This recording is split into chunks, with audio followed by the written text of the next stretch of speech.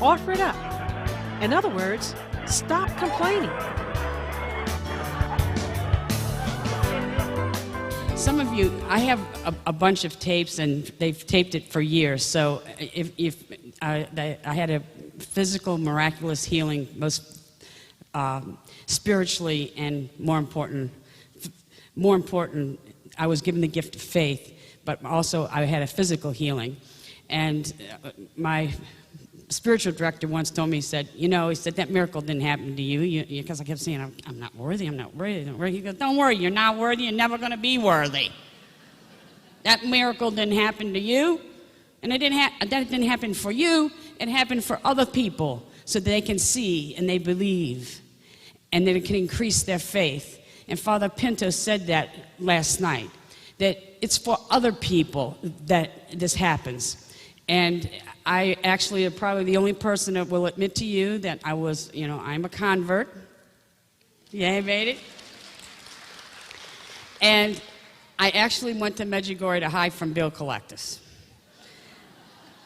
And I went there because my phone was ringing and everybody told me it was real rural. And so I said, no phones in Medjugorje? What a place to hide out.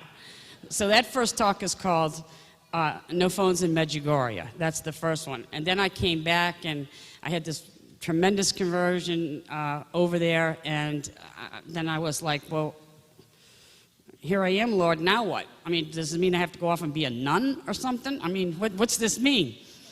And I talk about that. And so there's other stories. And so the tapes are available. I'm sure they have them. And also, we stream on the web. It's Focus, www.focustvonline.com. I'll put it up in the bookstore for you because I don't sell tapes. I don't have a table, never will, never had. I can't find anybody who's willing to sit there and make change for me. So it's okay. I don't do the talking anyway. Jesus does the talking. So it's TV, and it's you can stream it. You can get it online. But anyway, this is what was going on at the exact time this conference was going on. Is some of you might remember a talk I gave about my Aunt Sade. And my cousin and I were forbidden to ever ride in a car with her, as she drove real fast. And she was a chain smoker. And she sat way down in a car like that. And she drank a little bit. And I used to ask her, like, what she sang, like vaudeville, and they'd say, what key do you sing? And she'd say, whiskey. So, but she had this old Ford, and it had one of those metal dashboards, and she had all these statues up there. Now, keep in mind, I wasn't Catholic at the time. She was Catholic. And she had all these little statues, and she was a chain smoker. She always had like a cigarette hanging here. All her clothes was burnt right here from the ashes falling down. And she'd get in a car, and when a person gets older, it's like all you see is two knuckles on the wheel, and they're looking through that big. The steering wheels were big then, and she used to just look through it like that. But she drove fast, and she was married to the chief of police in Pittsburgh, so she didn't ever worry about getting a ticket because she'd just get a ticket fixed, So we were warned, don't you ever get in a car with Aunt Sadie. And Aunt Sadie, she always talked to Jesus like this. She'd come in, wound up, tanked up, and my grandmother had a rooming house at this resort. And we had to stay off in this one part while they had roomers. And so she would always say, my grandma was real prim, and she'd say, Sarah, keep quiet. And my Aunt Sade had a bunch of prayer books about that thick. And then she had this little altar that she'd open up, and 1,000 tobacco things would fall out because she smoked Camels without the filter. And on top of that, she had a kazoo. And she would come in, the bars would close around 2, and she would come into the house and go, do-do-do-do, mass, do-do-do, mass, do-do, anybody want to come to mass? And my grandmother would say, please, Sarah, please. So us kids would wait up because we wanted to watch her, So she'd get in there, and she'd pull that whole thing out there, and she'd be going through all this stuff and everything. And one night she came in, she said, "Oh, Jesus." She got her whole thing set up. It took her a while to get it all set up, and she had this and all the prayer cards, and 1,000 of them would fall out. And she said, "Oh, Jesus, you're going to have to forgive me tonight, because if I get down on my knees, I don't think I'll get up." So we started laughing at that, and she said, "What are you kids doing awake?" And we said, "Well, we were going to go to Mass with you." And she said, "Well, I think I'm going to take a ride across the lake to see my brother." I was like, there's a lake on the other side. Well, it's in Pennsylvania, so there's hills, and it's a 2-lane road, and this was the thrill of our lifetime. Because it was like 3 o'clock in the morning, our parents were sleeping, and we could sneak out and take a ride with Aunt Sade. So she'd get in the car, and the poor visor couldn't stand up because she had so many clips, the Sacred Heart and all this stuff, and every picture stuck up there, and a few palms from Palm Sunday. It was all stuck in the visor, would go floop down. And then her dashboard had all these little figures, and they would be like, well, I never learned until I became a Catholic that they were really ivory or off-white. They were all orange from the tobacco. They were all this orange color. So we get in the car, and she would always say this. She'd say, "Well, Jesus, you're going to have to get a hold of this wheel with me now." And she just talked to Jesus like he, and I really learned that she just talked to him like he was right there all the time. So we get in the car, and of course she's down like this, and the cigarette's hanging, and wham, she takes off. Well, when your parents drive, you think you drive so slow, and they won't turn the radio up or anything. Well, man, she had that radio playing loud, windows down, Bing Crosby singing or something. She's singing with him. Boom, we hit a bump, and man, we flew up, and there was like no headliner, and man, we hit our head, and we come back down, and we start giggling about it. "Do that again, Aunt Sade. That was fun, Boom, boom, And pretty soon she looks over at us, and she starts laughing. Well, when she starts laughing, she was this chronic smoker, so she starts coughing, and she's going.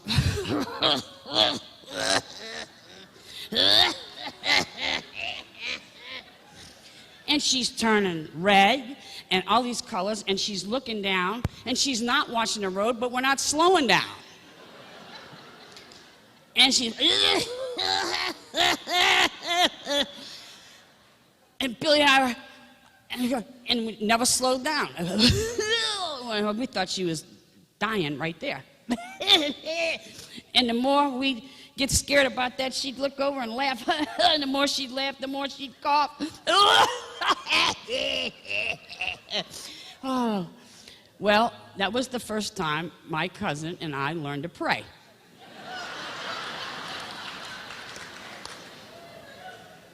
We made it, and we got home, and she called up the next morning and said, "Somebody stole my car."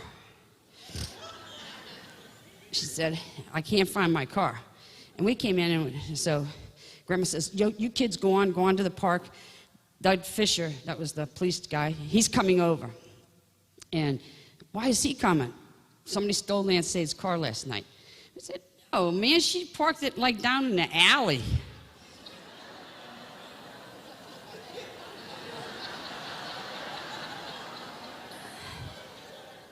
How would you know that?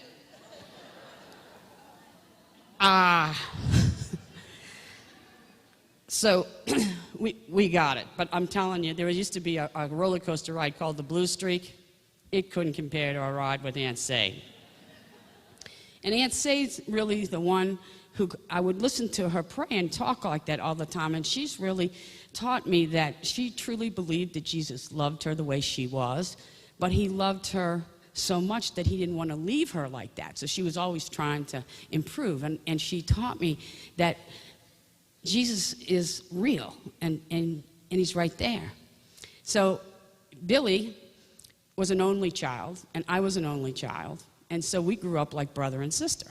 And he was 1 year younger than I was. And of course, we didn't know when we were little, we would say we were going to get married, you know. And they said, no, you can't do that. And so he said, well, then if we can't marry each other, I just won't get married, and we'll spend every summer together. And we did. And he never married, and I never married. And we made this pact that we would always spend at least one summer together. If I went away to college, he came up there and would visit me, or if he went somewhere, I would visit him. So we had this enormously close relationship. And he had a bad heart. He was born with a bad heart. And we had been through heart surgery and valve replacement with him several times, and every time. And then his mother got ill and died of cancer. And so Janie and I kind of cared for him. And he stayed with us for a while, and then he would go back up to his house, and then he'd come back. And I could tell that he was breathing labored, and I said, Bill, are you feeling okay? He said, no, really, I'm not, and everything. And I said, well, Bill, why don't you come on down? And he said, well, so his friend called me. He said, I don't know how to tell you this, but he's like so swollen. They won't take him on a plane. I mean, this guy like needs oxygen. I said, oh my word. And he's not saying anything. He's not saying anything. And Billy would watch the conference tapes, and he would laugh because I would talk about Aunt Sade, and he would remember different stuff and all. But he was a Methodist, as his father was a Methodist. And he called me up one time, and he thought, he at least started going back to church. He wouldn't even go after his parents weren't there and they didn't make him go. He didn't go, and he said after he had that thing with his heart, he started going back to church. And he calls me up one time and he says, "Hey, Char," that's how he talked. He said, he's got that Pennsylvania accent, you know. He said, "Hey, Char," he said, "Guess what? I'm a deacon in the church." Well, I'm Catholic now, and I'm thinking that's a big deal. And I said, "Billy, that's wonderful." I said, "How did that happen?" Well, he said they just needed one, and they picked me. And I said, "Well, what do you do?" And he said, "I gotta make the coffee and pick up the donuts. And then if somebody's sick, I have to bring them flowers." I said, "That's what a deacon does now?" He said, "Yeah, it's not too bad." He says, "I'm doing it, but you only have to serve for a year." So when he would come down, I'd go to the Catholic Church and I'd say, "You want to come with me?" And we always had friends over, and my spiritual director came every Sunday. So he liked Father Francis. So he'd say, "Is Father Francis going to be there?" "Well, okay, I'll go." And he would go and he'd sit through it. Now, I find out he's so sick that he can't fly. We go up and we get him, and we bring him down, and he is really ill. We went straight to the emergency room, and the conference was coming. And I said, the doctor said, there's no hope other than a heart transplant, but he's young enough, we can try to put him on the list, but he's so sick that if we get a heart, he'll be one of the first ones, but he's so sick right now to even receive it. So the abbot, of the monastery where my spiritual director, he was a Benedictine, and we had since become friends. We knew the abbot before he became abbot, and so he was one that was also close. And so he came over, and he knew Billy, and he stopped up to the hospital, and he was visiting with him, and Billy, I guess, was talking to him about, I'm really not scared, and Char wants me to get a heart transplant, but I don't really want to do that. I'm just tired and all. And the abbot started talking to him, I guess, about dying. And he said, "Billy, if you'd like to become Catholic," he said, "all you have to do in your circumstances is express a desire, and I can bring you into the church." He said, "Really? I don't have to go to school?" He hated school. And he'd always hear me joke about the RCIA classes, So he said, I don't have to go to school or nothing?" He said, "No, because you're very sick, but if you express a desire to me," he said, "oh, I would like that." And he said, "All right." And so they went through with it. And for the first time, while this conference was going on, he received Holy Communion.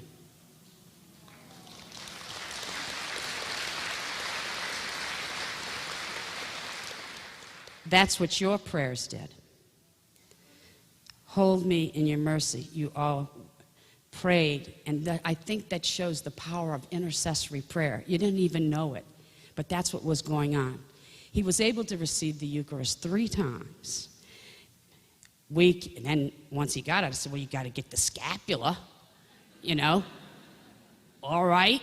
And he put the scapula on, and then we pinned all kind of medals to him, and give him a rosary.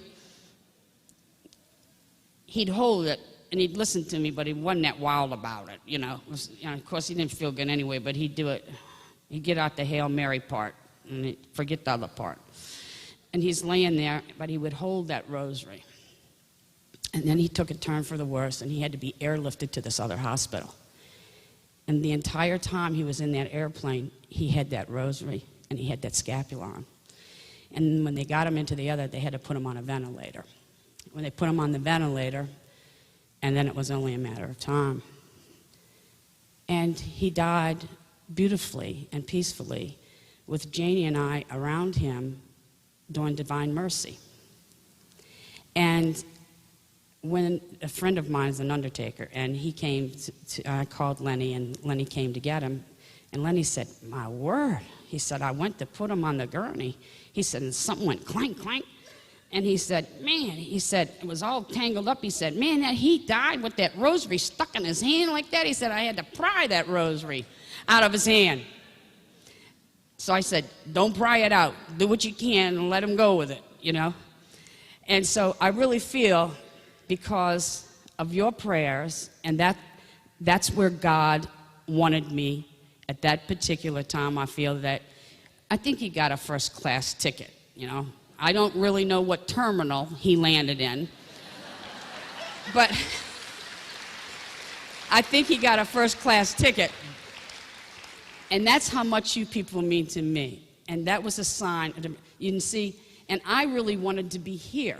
And I was like, oh, Tom's, why didn't he call me sooner? Why does he wait till he gets in this? Complaining about it. But that's really where God wanted me. One time I was here in 2005. Was that when the hurricane was? 2005. We leave to come here, and I leave my house. My mother was going to have a procedure. She was ill, and she was going to have a procedure done on that Monday. So we looked, and there was a Category 1 heading towards Pensacola. By the time we landed here, it was a Category 4 barreling straight for New Orleans. So they came, they said, we understand, we're going to try to get you out. At 3 o'clock that afternoon in New Orleans, they had stopped all flights coming in and flying everybody out. But I said, well, maybe I can get to Houston, rent a car, and drive. They stopped that. They had counterflow, and you couldn't come into the city. And these people were so wonderful. This Arizona Mirror Group, they walked the talk. They said, don't worry. You can stay here. We'll take care of you. We'll do this. We'll do that. We'll help you get a flight out and everything. And I was able to fly from here to Cleveland, get a car, and drive to my mother. They wouldn't take her into the hospital because there was no power. They were on generators, and they only could use that. It ends up that my mother goes, there's one hospital that took her. Now, you know, my mother had that conversion. My mother became Catholic a year and a half after I did. Guess what hospital she was in? Our Lady of the Lake. Every morning, they came on, and they said a morning prayer over the loudspeaker. At noon, they did the Angelus through the hospital. And at night, they said the prayers. God had her where he wanted. I ended up staying there with my mother because the city was closed. You couldn't get back to the house for a month. Janie remained up in Pennsylvania, and I lived in the hospital with my mother for 1 month. But we had air conditioning, she had comfort, she had care, and I got to spend 1 whole month, 24/7, with my mother. I was always traveling all around. Yeah, Ma, I'll take you out to dinner for this, we'll do this. I talked to her every day on the phone, but it was just her and I. And we talked. And I told her what a wonderful mother she had been. And we had these deep talks. What mercy was that? And together we would pray the divine mercy. When my mother died in November, the abbot, like I'm telling you, he's like a brother to us. Janie lost her mother that January, unexpectedly. I lost my mother in November, and the abbot lost his mother 2 days before my mother, all unexpectedly. All three of us lost, huh? Yeah, and this is all the time during a storm called Katrina, that little storm. Yeah, you have offer it up. But you see, really, there was a grace through that. There was a mercy through that, because I got to spend that time. And Justin said, I think my mother's going to beat your mother to heaven, I think. And I said, no, you know, my mom's sicker and she's going to win. And, well, his mother won. And so I said, well, of course your mother won. You're a priest. Your mother raised a priest and my mother raised a heathen. So of course she was going to win, you know? You know, where I get this offered up was when I was in Medjugorje. All these Catholics would say to each other, it's rain and I don't have a thing. And the other one would say, well, offer it up.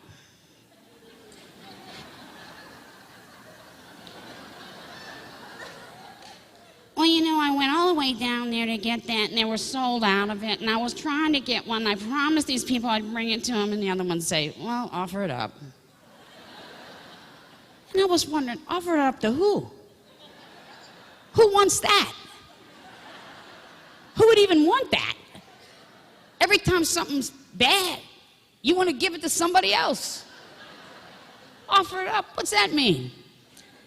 So I said, Jenny, I got to ask you, what is this offer it up? Who wants it? She says, well, you can offer it up for priests, for souls. In other words, take those inconveniences and offer them to God, as I understand, and he'll take that, and he has a reason for that. All right. I got that. And she said, and you see, the Holy Spirit, the Holy Spirit's in the sanctification business, you know? He sanctifies us. And he's the sanctifier. And so she was explaining that to me. So every time I get on her nerves or I do something this, I say, hey, look, I'm sanctifying you. Offer it up.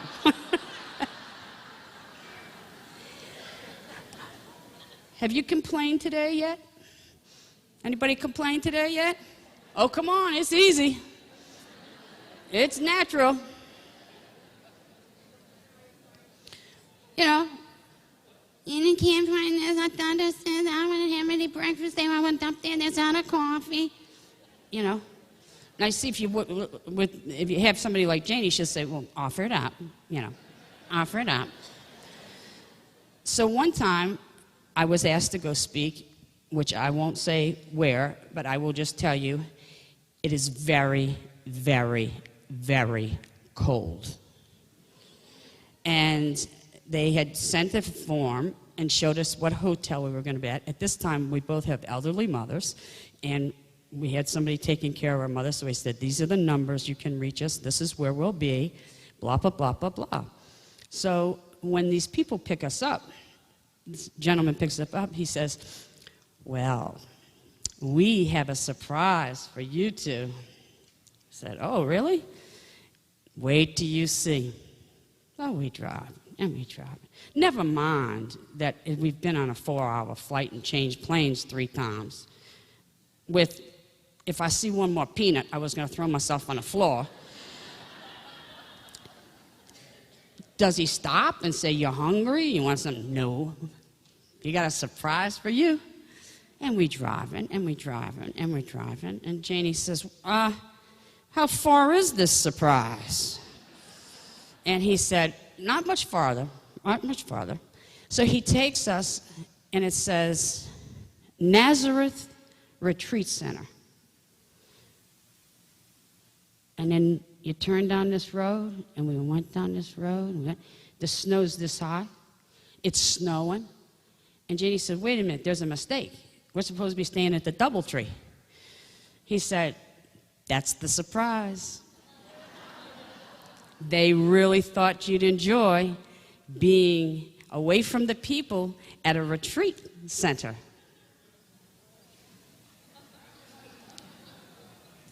I can see Janie.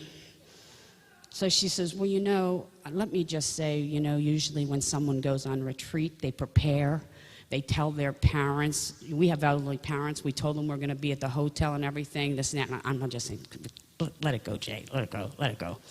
So we get the suitcases out, wheelie bags, dragging it through the thing. As true as I'm telling you, they have those little walk lights. He takes a map out and holds it down to the light to find the path where we're supposed to go. They had St. Francis Way, St. Clair's Way. So we follow it, we go on, and it's snowing to beat the band. And there's a statue of Mary, and so I'm trying to, and I can see Janie doing a slope. First, we're hungry, and she says, I said, look at the beautiful statue, Janie. Uh-huh. Uh-huh, I see it. I see it. He said, now your cabin is over there. It's one little cabin, way over there. And your cabin is over there. I said, well, let me tell you something. When we travel, we got one hair gel, one hair dryer.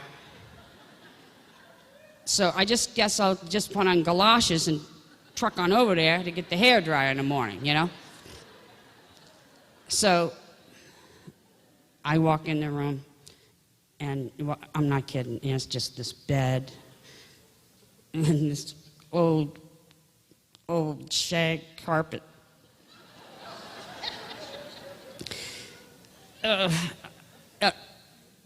folding card table was the desk with one of those folding chairs and a crucifix. Now, I'm way over here, and Janie's way over there, and I hear Janie say, this is just what I wanted to see. Orange shag carpet one more time before I died. That's what I wanted to see. Man, she sounds like she was like possessed, you know? So, and she's usually not like that. So I'm gonna try that new thing on her. So I could go over there and I knock on her door and I said, come on, Janie, offer it up.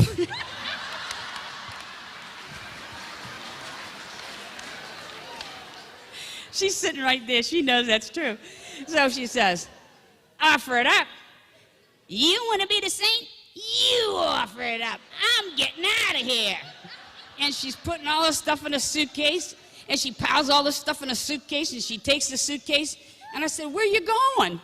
And she said, and there was like a center, like where you would have like coffee or something. Like, when we get up there, it's locked. There's one man in there having some tea. Janie beats on the door. She said, is there a phone in here? He said, yeah, there's a phone over there. She gets a phone book. So I beat on the door. Let me in. So she said, oh, no. You want to offer it up? You offer it up. I'm out of here. I said, come on, Janie. Come on. She said, she's calling. She says, yeah, here's a hotel. Yes, do you have any rooms? I said, ask them if they have 2. I'll offer up something else. So I said, ask them if they got 2. The guy tells her, where are you? And she's reading on the brochure. He said, lady, there's no taxi going to come and get you. You are like far out. I mean, nobody's going to come. We'll come tomorrow morning for you, but we're not going to come. Janie said, all right. Hangs up the phone. All right. She says, I am out of here. And I'm going to say, I said, do me a favor. Don't say anything. I'll handle it. Oh, you're going to handle it? I just offer it up for tonight, and tomorrow I'll handle it. She says, and you're going to tell him something. I said, I'm going to tell him.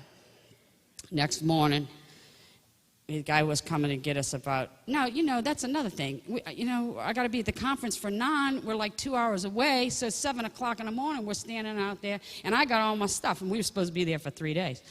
So I got all my suitcases, all my stuff, and the guy drives up, and he looks, and he pulls off the side of the road. We're on a berm of the road like this, just waiting. And he says, yo, is something wrong? I said, no, nothing's wrong. Just open your trunk. Open your trunk. And he said, really, is something wrong? Is there? I said, no problem, no problem. Just open your trunk. We put the things in, we get in. And he said, well, are you leaving? What's the problem? I said, look, my name isn't Mary, and I ain't staying in Nazareth.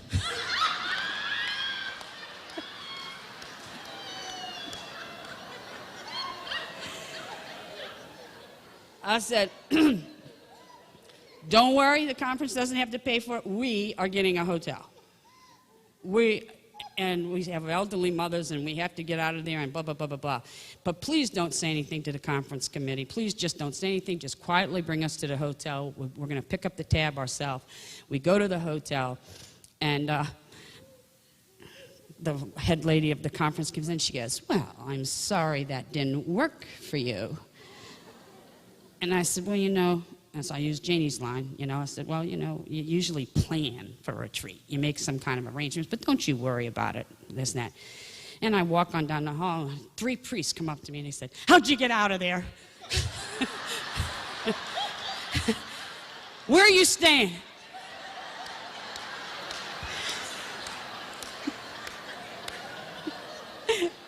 We all booked it. There was room in Nazareth.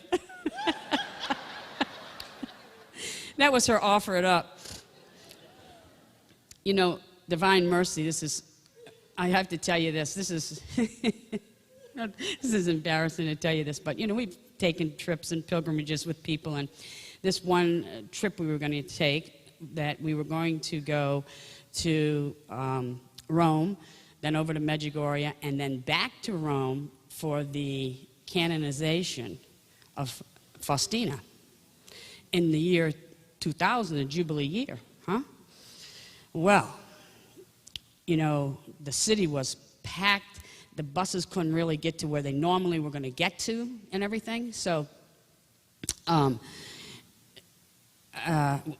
this gentleman that leads these tours, he has a wonderful ministry. What he does is let priests go for free, as many as want to go. So you sometimes can be on a trip with 5 priests, 6 priests, because they go for nothing. And it's his thing to renew. He said they're tired. They don't get a chance to do this. I want to renew their spirituality. And his big goal is to get them to Medjugorje. So a lot of times by going to these other places and then making Medjugorje part of it, but the conversions and the change comes from Medjugorje. Most of them, it's Medjugorje that hits them. But on their own, they're like, well, I don't know if I want to. But when you tell them they're going to go and it's free, they go. So, I can't help it. I'm thinking, because sometimes I see the same priest. I mean, he's taking advantage. I mean, I'm like, how many times are you going to go? Every time it's free, he wants to go. So we're on this trip, and we have 3 buses. The head of the trip leader, his name is Guy, and then I was on a bus, and Janie had a bus, and we had walkie-talkies. It's like, hey, Big Riding Hood, how you coming? We talking, like them truck drivers or something going down the road. We're taking them, and we're going down the road.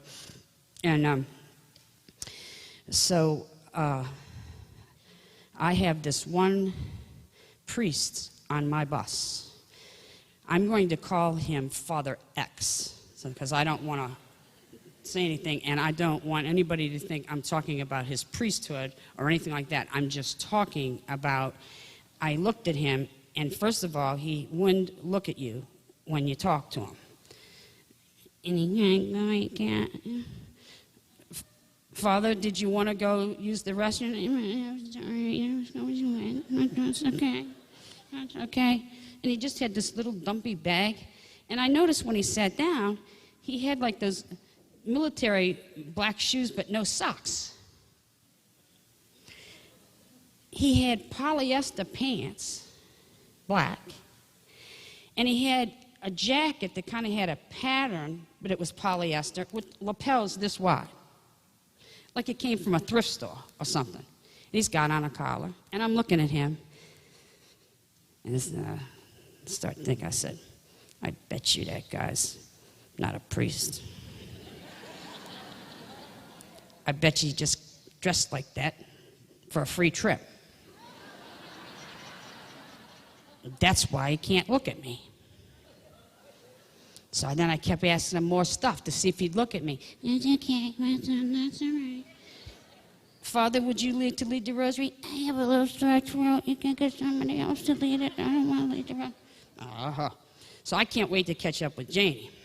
So we get to Rome, and I said, Janie, you're smart, and you know all those Catholic things. I said, go up and ask him a real hard Catholic question. She's a cradle Catholic. She goes, what do you mean?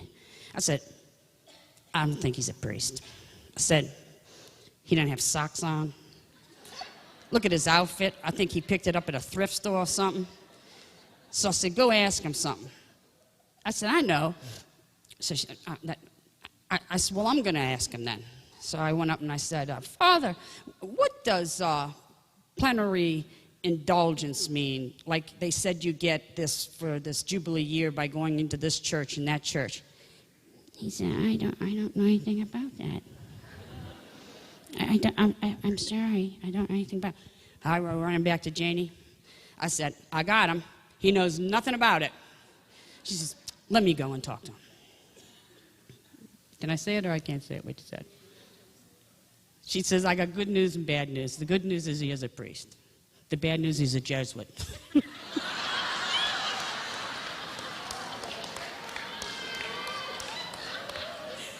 That's a joke. So anyway,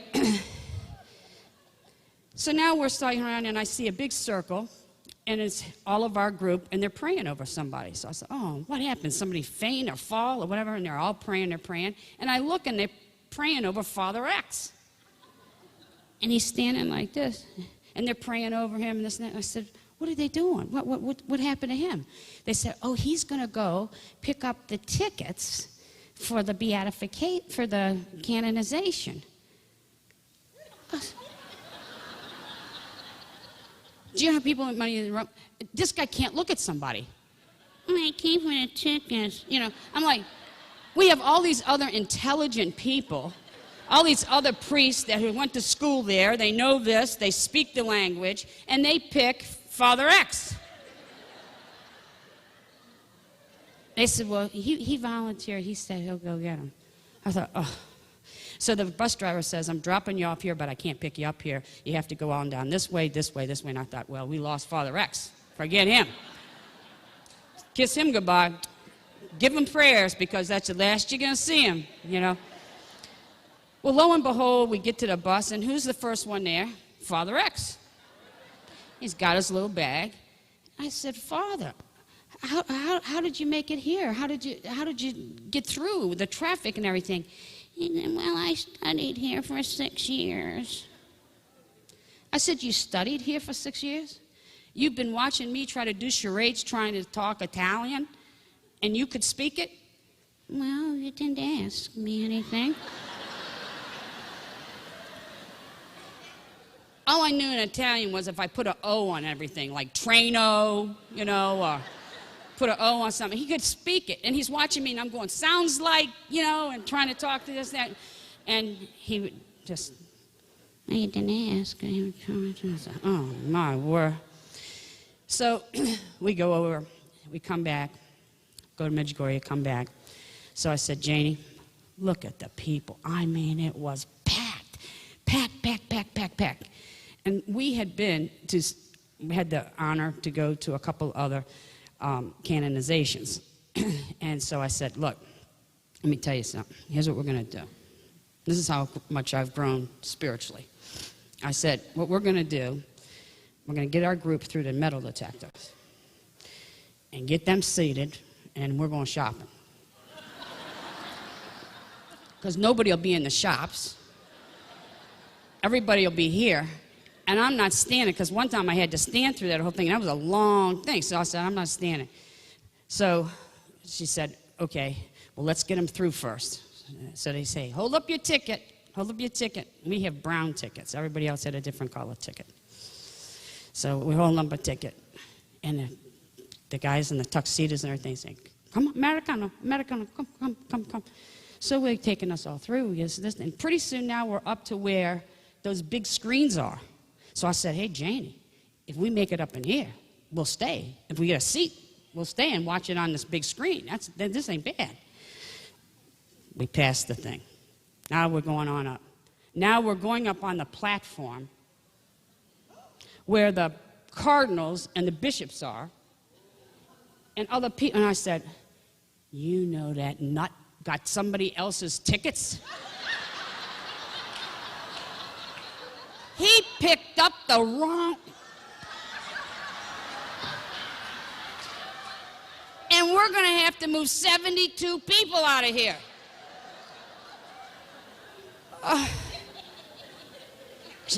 Just sit down, that's the thing. So we sit down. We were in, help me, Jenny, the 23rd? We were in the 23rd row. I could see the saliva on the Holy Father's mouth. We're in the 23rd row, and I'm waiting any minute for them to come in and say, get out, you know? You're in the wrong seat here. And they even come up and they said, if any of you all need to use a bathroom, there's a bathroom behind. They had like a porta lot for like these people that are sitting there. And one lady looks down and she goes, I think that's Pavarotti down there. And that's so-and-so, and it was Pavarotti. And so we're looking around, and there's the cardinals, then the bishops, then us. With our totally yours caps on.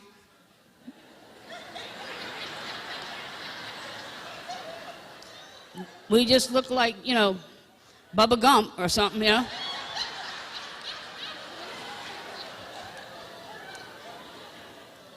So some says, turn around, well, make sure you save Father X's seat. Well, where is Father X? Now we lost Father X.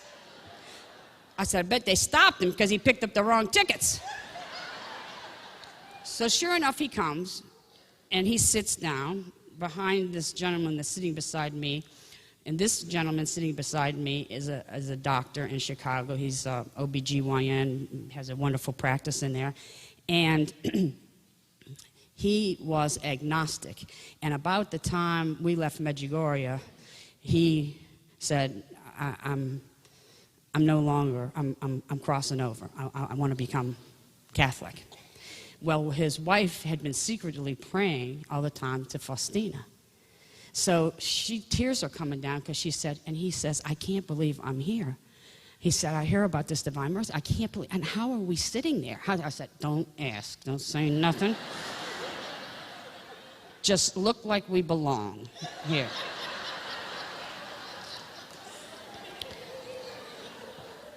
So he turns around and he said, Father, how did you manage to get these tickets?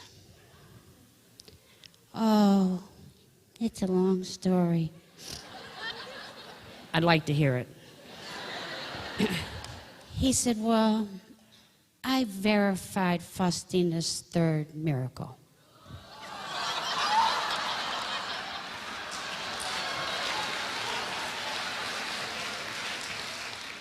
Divine mercy. I felt about this big. He was an endocrinologist, and he got talking with this, and it was something, this woman had this heart thing, and he was called in as one of the doctors, and he actually verified the third miracle, and he was invited, and so he brought all of us up there.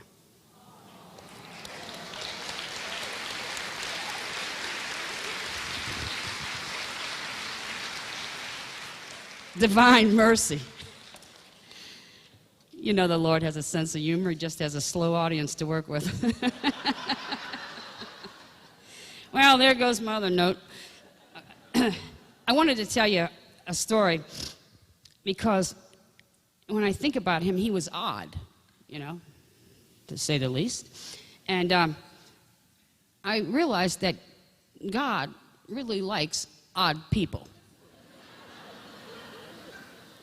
You read the Bible and everything, there's some odd characters, And he was kind of odd himself. How am I doing on time?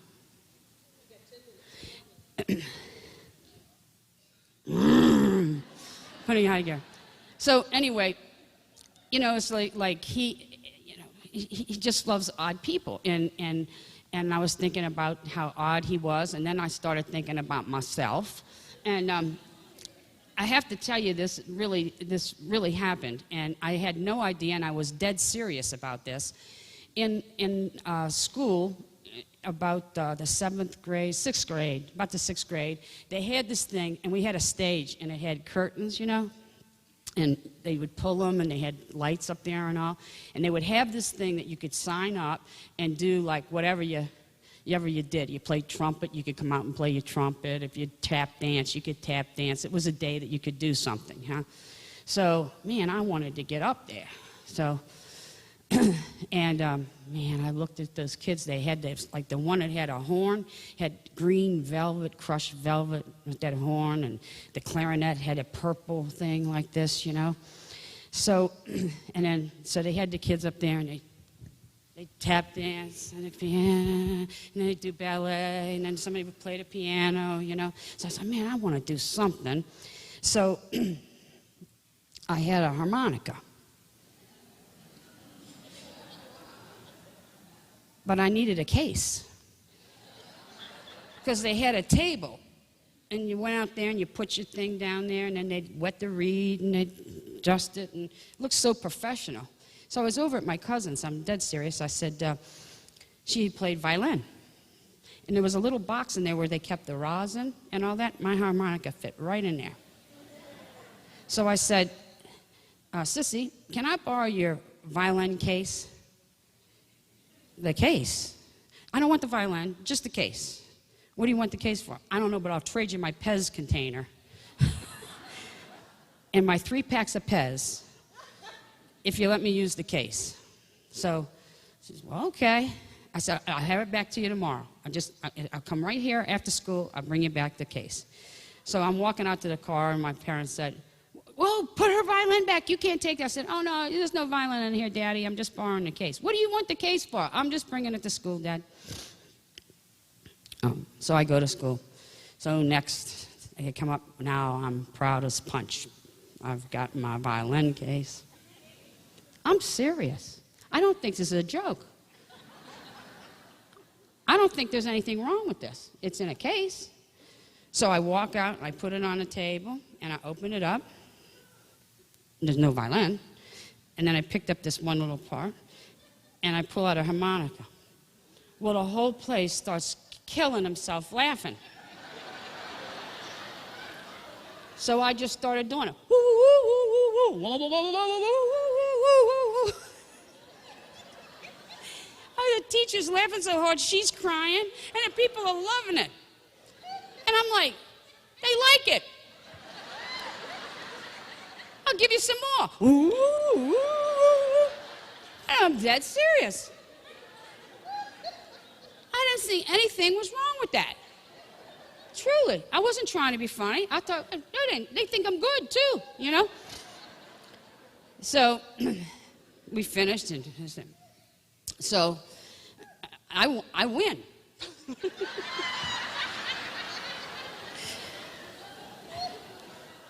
I had a nice ribbon, and so my mother, somebody saw my mother in the supermarket, and they said, oh, that was so funny. What, did you hear about that? And my mother said, what did she do?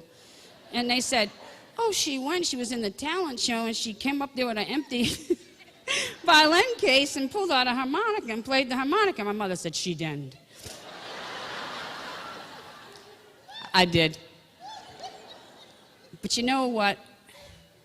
I realized that might have been odd, but you see, Father said it. You can't be afraid of being a fool, and especially a fool for Christ. And I don't mind being a fool for Christ. You know, I'm happy. You know, she rode in on a donkey and a jackass, and I'm happy to be one.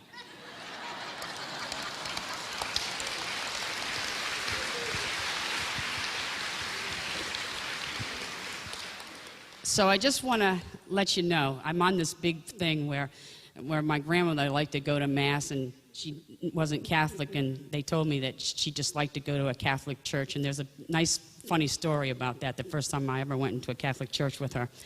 And I'm on this, the lady came up and she said, oh, I knew your grandmother, and I used to take her to Mass, and I said, did you ever ask her to join? And she said, no, I never did. So, you see, I'm on this all-out thing to ask people, just come.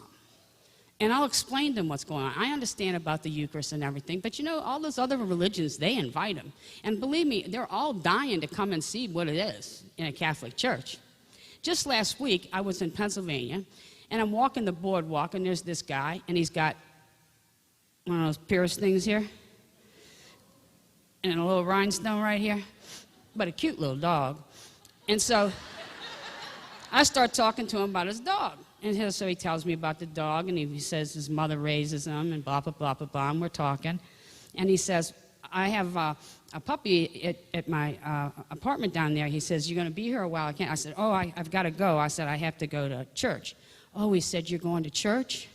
He said, I don't have a car. And he says, I haven't been to. He said, what church do you go to? And I said, well, I'm Catholic. I go to Catholic church. He said, you know, I've always wanted to go to a Catholic church. I said, well, would you like to come with me?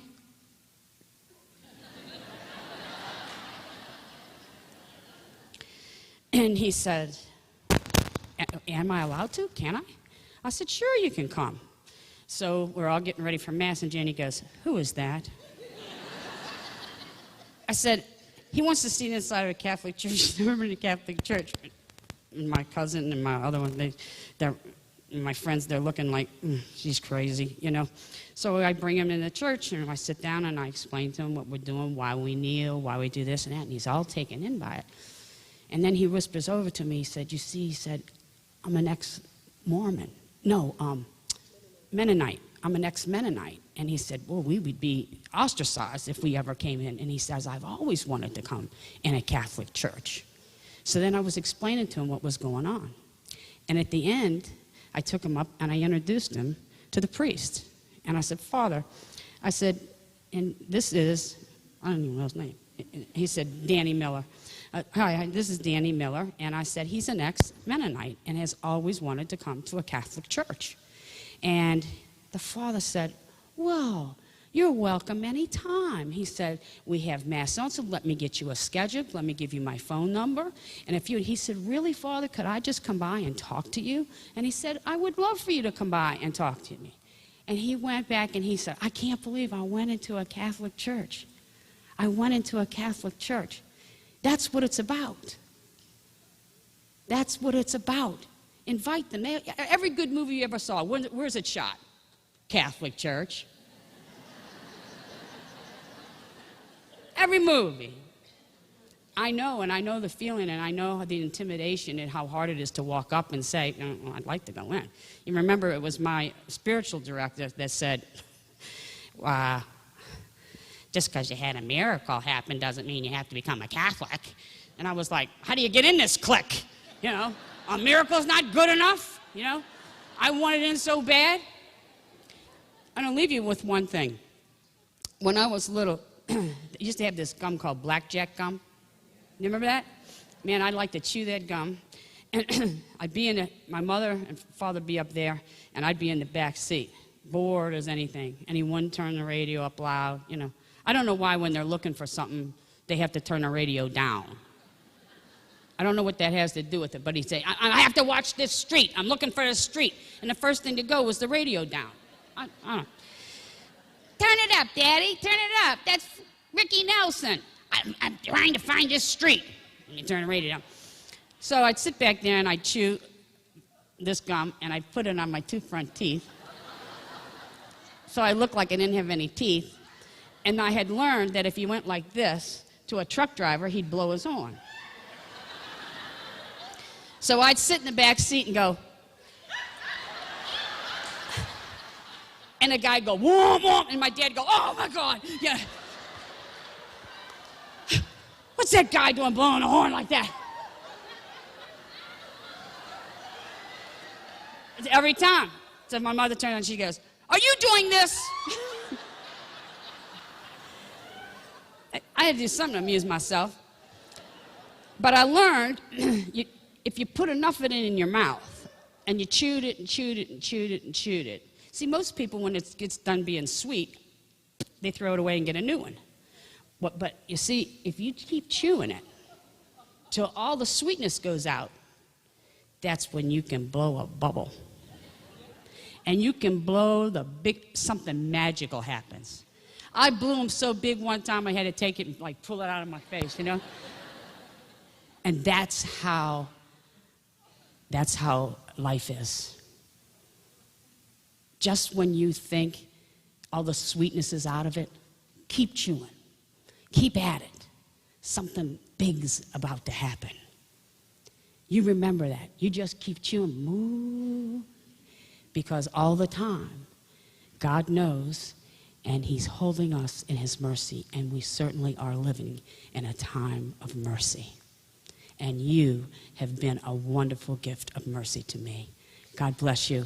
God love you very much. Thank you. God bless.